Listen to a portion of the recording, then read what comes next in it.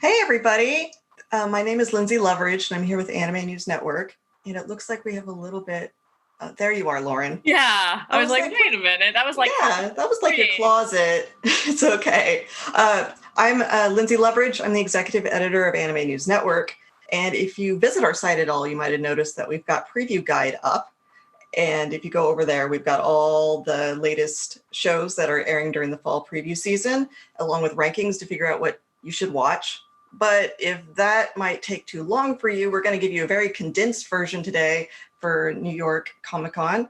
Lauren Orsini, one of our staff reviewers, is here with me to give her opinions on some of the great shows that we're going to talk about today. So take notes, and hopefully you'll come out of this with a new idea of what you need to add to your queue on Crunchyroll, Funimation, and all the streaming services for anime. Hey, before we get started though, Lauren, how are you doing? Oh, I'm doing great. I remember when I sat down to watch my first premiere and I was saying, what an incredible time to be alive. There are only good things ahead right now. And of course, I could only be talking about the fall anime season, not the fall season in general. 2020 in general. No, Yeah. we're gonna keep it upbeat in here. We're gonna actually have some beats to drop on you guys for one of the shows. But fall season is actually really good. It's huge. There's like 35, almost 40 shows, but a lot of them there's not a lot of duds in there. I was really surprised. Yeah, but simply because of the quantity, I feel there's a lot of quality. But also, it is because 2020 has been terrible that it's been such a good season so far. Because a lot of shows that were supposed to come out in spring, one of the shows at least that we're talking about today, Hypnosis Mike, was supposed to come out in spring, but it was pushed to October. Yeah, So a we lot just of have shows this. got delayed and pushed back into the newer season. So it's like we've got both a larger season and, like you said, like a lot good stuff to watch too.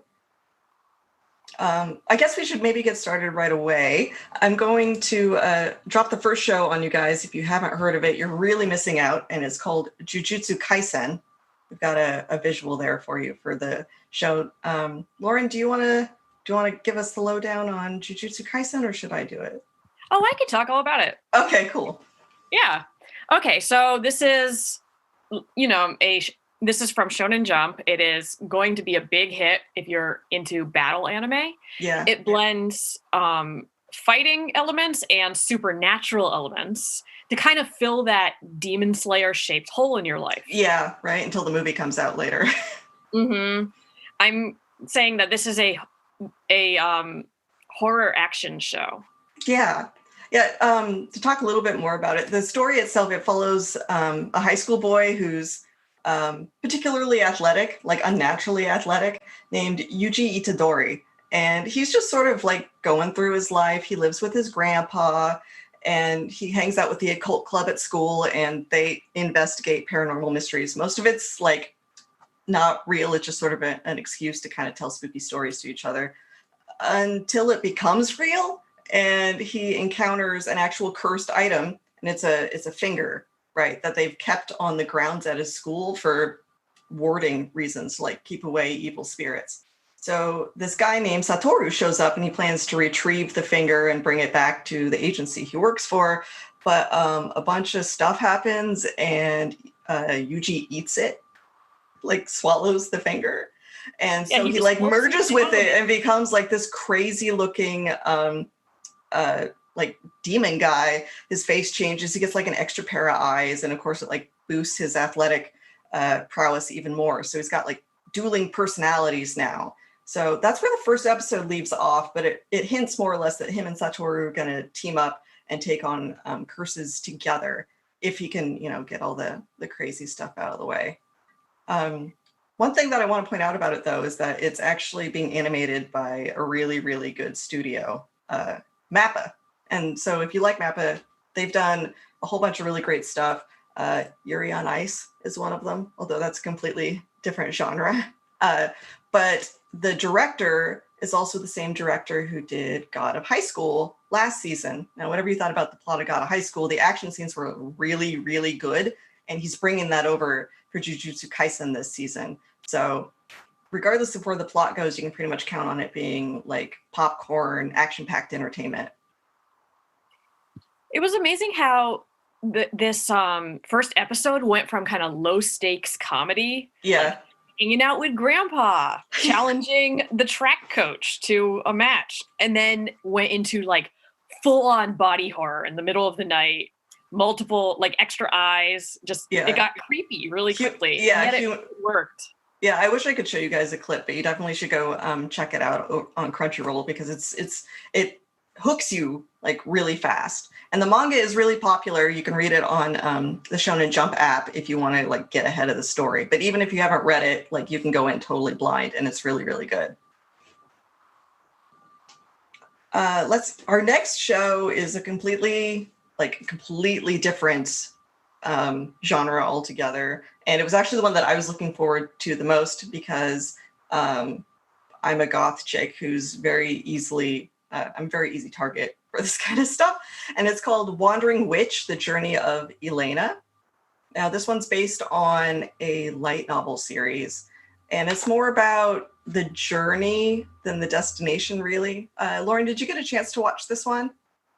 Yeah, I actually watched the first 2 episodes, but let's just talk about the first one. Yeah. Okay, so this is clearly going to be a travelogue. I'm kind of getting shades of Kino's journey in this. Yeah. But in the first episode, we really start very close to home. We see all these beautiful, cozy interiors, and it just reminds you of like a British picture book of a fairy tale. We get to meet Elena, who is really charming in that she's super confident. We always get... It's just really refreshing to see a female protagonist who is so sure of her abilities. Yeah, I really liked her immediately. Like she starts out a little bit like, oh, everything's easy for me. I'm super gifted and talented.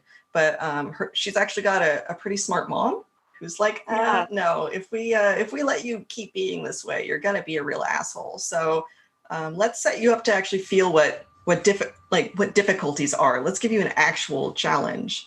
Mm-hmm. I feel like this episode is really about her getting comfortable with failure in the most comfortable, cozy environment possible. Yeah. And we just see her go from, well, we saw at first that she was really haughty. And as we continue, we can see that she's also a really hard worker. She does work hard to be as talented as she is. Yeah. What her parents end up doing is they end up setting her up with another witch whose name is Fran. And Fran is sort of this kooky lady who lives in the forest and is also a professional witch. And for Elena to become a witch, she has to basically have tutelage under a professional witch who will then sign off on her and say, yeah, you're good to go. You can go be a witch. But Fran refuses to teach her for I think it's almost like a year. It's kind of hard to get a grasp of how much time passed, but it's a considerable amount of time. Yeah, she's just picking on her, but yeah. But at least Elena, while she's being picked on, she gets to live in this beautiful, like, enchanted birdcage. I want to live in a tree house, like a magic tree house in the middle, and just read books all day. Mm-hmm. Like, why not? Like, that's 2020 goals right there.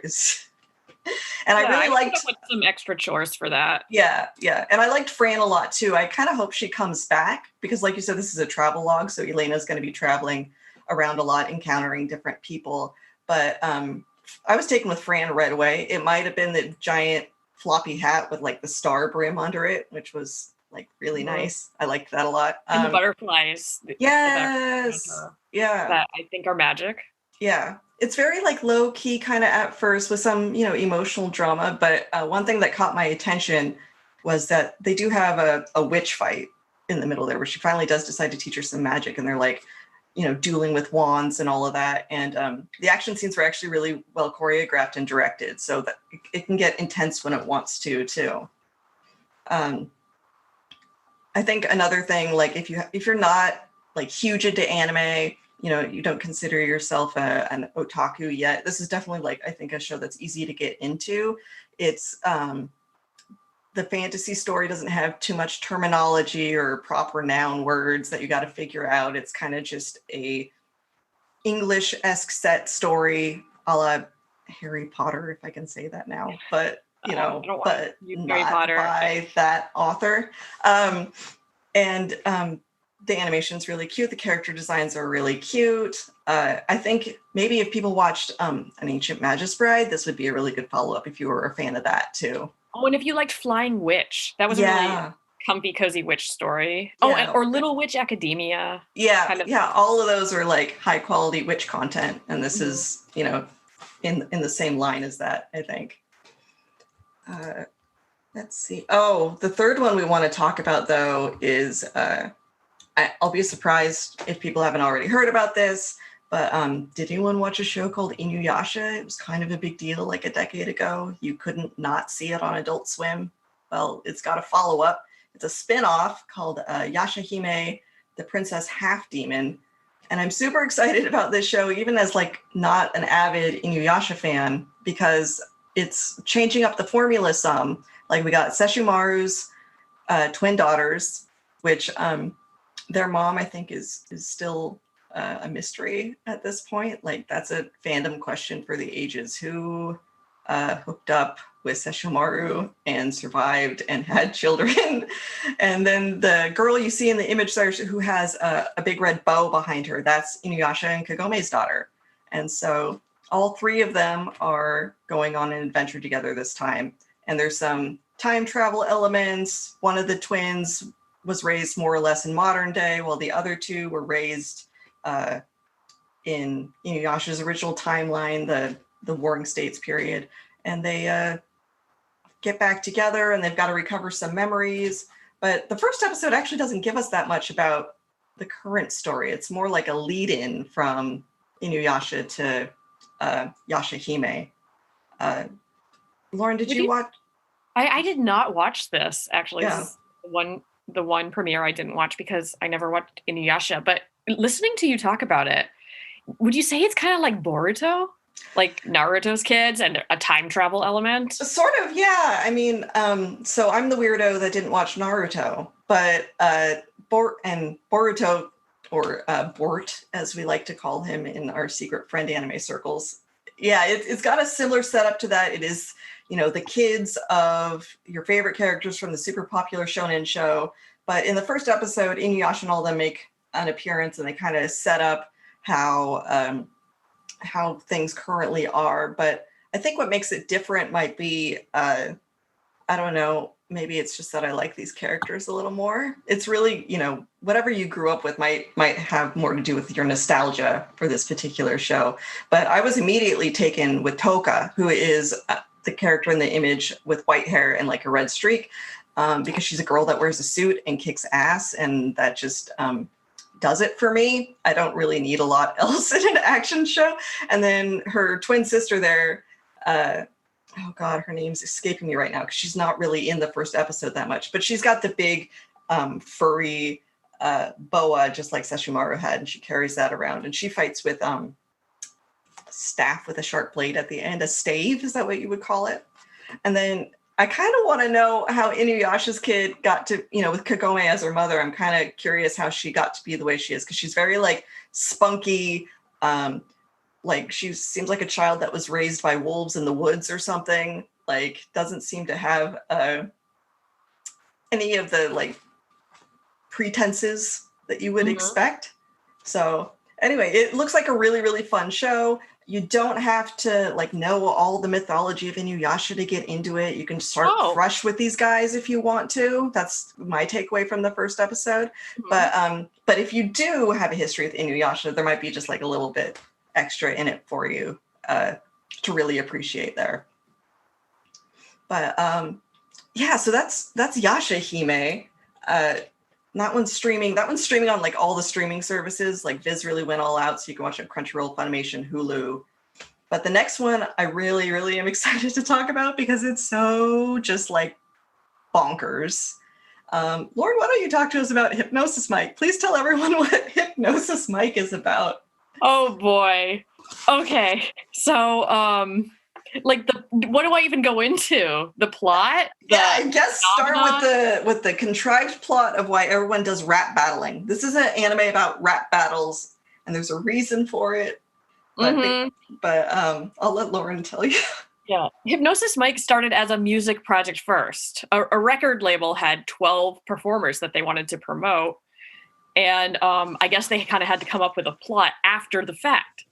Right, right. The plot is that women, like female fascists, have taken over Japan. They're like, okay, guys, no more weapons. Everyone's like, okay, that's cool. Instead, you got microphones. All right, okay, I can work with that. And now everyone rap battles, like in the literally rap battles. You could injure people. Yes. Someone heard the pen is mightier than the sword and just like built their entire political philosophy on it. Yeah, it's so absurd. It's just, I mean, the rap battles are used for all kinds of things. Rival gangs have rap battles over territory, or law enforcement has rap battles with criminals to catch them. Or they just bust for money. Yeah, or, you know, they set up outside their shop and, yeah, bust for money. And all the characters have sort of a unique quirk. Well, I guess to break it down, there's 4 main groups, right? And they're all named after different districts in Tokyo. There's Shibuya. Is Ginza one of them? Ginza. Shinjuku, yeah, Harajuku, and Yokohama. And Yokohama, right. And so, and each of those 4 groups has 3 members. And so all of them have sort of like a little... yeah, it's like you put in your review, like, it's one of those shows where each boy has their own quirk. And it's like, buy the keychain of your favorite boy. Yeah. So they'll have like some kind of person, like a kind of base personality to add to their looks. Yeah, it's very like merchandise based. Like, you know, I don't think I'm being too cynical here when I say it's very merchandise based, but the visuals for it and the music for it, and I feel like most of the time the rapping is actually pretty good.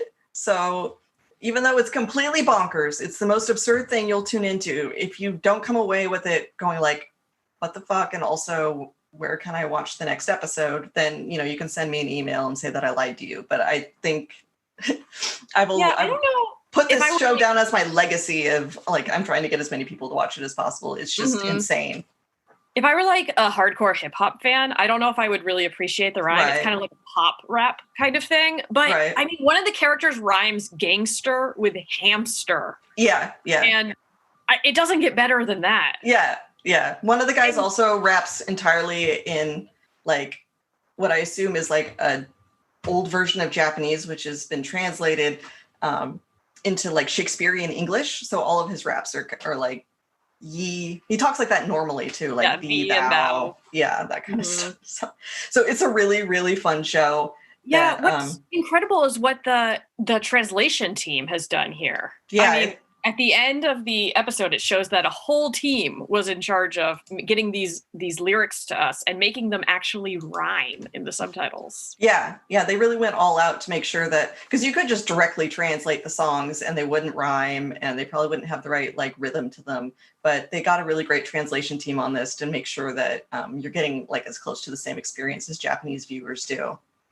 So yeah, Hypnosis Mike, definitely watch that. And then send me emails about how much you loved it. I'm going to print them all out and put them in a binder and read them whenever I feel sad. It is so weird. I mean, all the characters have goat eyes and heterochromia. And the plot is sexist in a way that's so bizarre that you can't be offended. Yeah, I can't really get mad at it. Like I'm not gonna critique the premise because it's about guys rapping with powerful microphones. They summon speakers like out of the ground. It's almost like a limit break from a Final Fantasy game when they like get really pumped up. Like it's so just. It looks like the background in DDR almost. Yes. Yeah, totally. And there is a Hypnosis Mike rhythm game. So. There is. The mobile game, I don't think it's out in English, but it is for sure out in Japanese. And a lot of the rappers in it are really popular Japanese voice actors who don't have a background in rapping, but they like mentored under some professional rappers to be able to do it. So they've grown over time to get a lot better.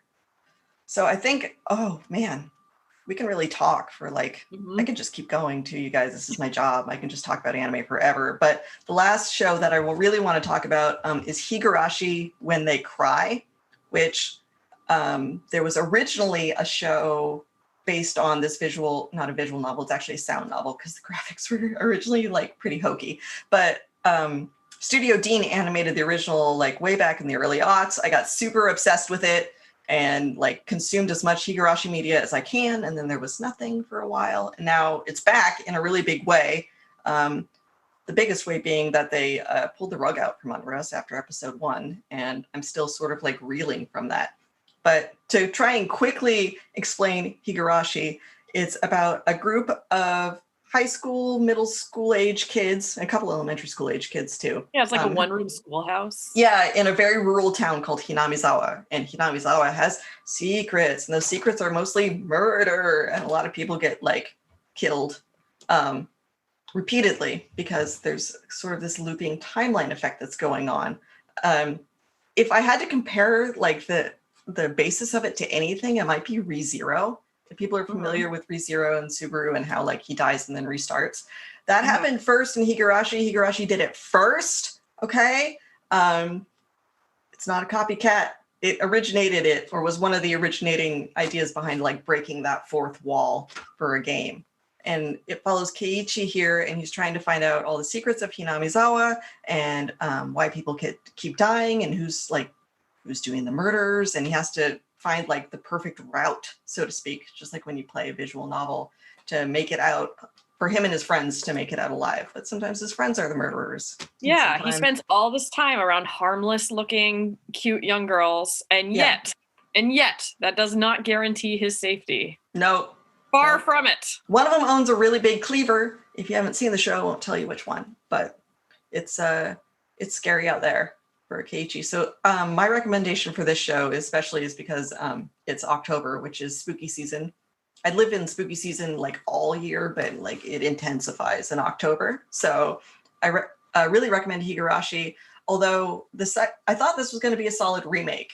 And if you watched the trailer stream we did over on ANN Connect, I called it a remake because that's how they were selling it. And then second episode in, they're like, nah, not really. This is like something completely different. So it's supposed to run for 24 episodes. So even if you're super familiar with Higurashi, there's something new here. And if you're not, well, that's okay too. It's kind of another like kind of Yashahime situation where you might appreciate it more if you've watched all the shows and OVAs and sound novel and all that time I spent in Hinamizawa.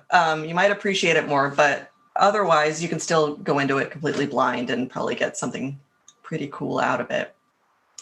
So those are our main 5 recommendations, although like we said before, the season is huge. And Lauren, if you were going to like quickly drop a couple other names of shows that you think people should check out, do you have any of those? Oh, really? Just one? I mean, if I only had time to talk about one more, I'd say Akudama Drive. Yeah, that's an original show that looks like something out of Blade Runner, right?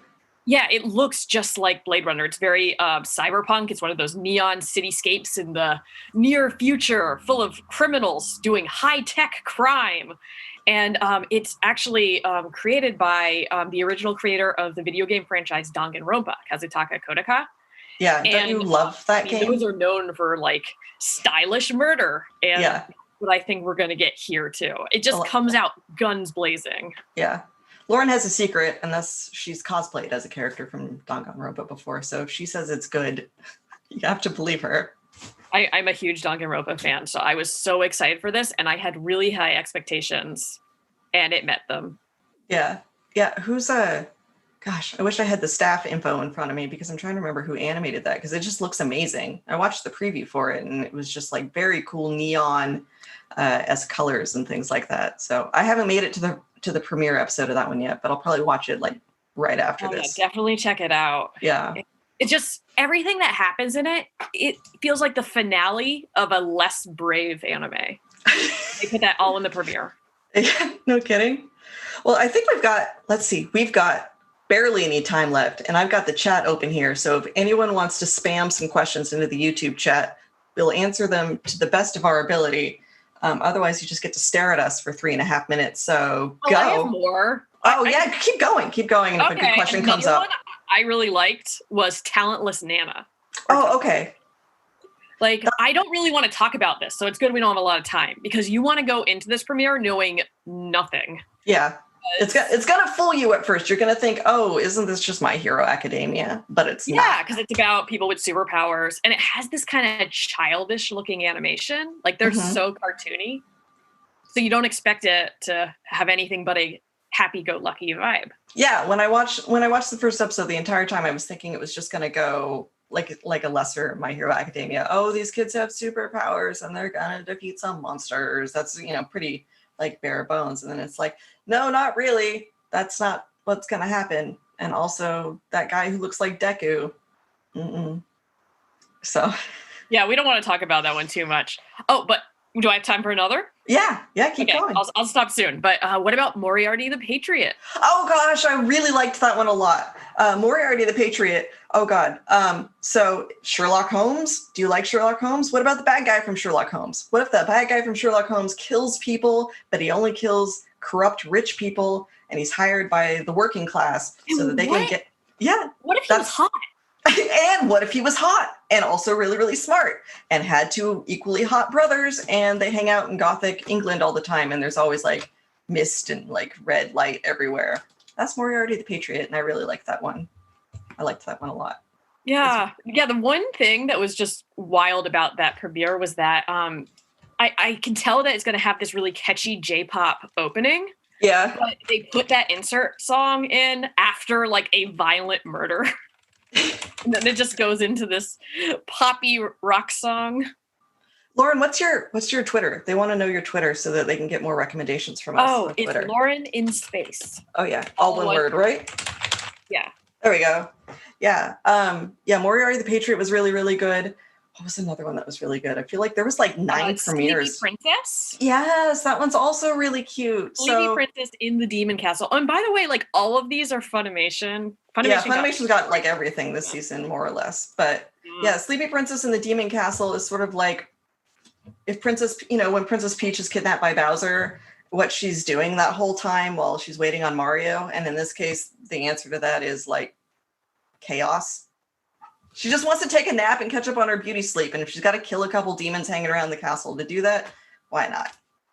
Mm-hmm. I just like how focused she is. It can really just ride on one single joke that she's tired because she's just so determined. Well, we're all tired though. So I mean, that's a mood. Yeah, it's totally, the whole thing is a mood. All right, guys, we crammed as much in there as we could, but we're down to our last 30 seconds. So I would like to say, please head over to animenewsnetwork.com/connect to see our upcoming Connect sessions. We got some cool stuff in the works. We recently interviewed Hiro Mashima from Fairy Tail on there, so that's pretty cool. The people at Retro Crush, who are doing all the streaming for that late night stuff. But we gotta go. My name is Lynzee Loveridge. I'm the executive editor at Anime News Network, and this is Lauren Orsini, and she knows everything about Gundam. And we'll see you next time. Yeah, stay tuned for the next panel. Oh, I was supposed to say that. It's okay. I said it right before. Thank you, Lauren.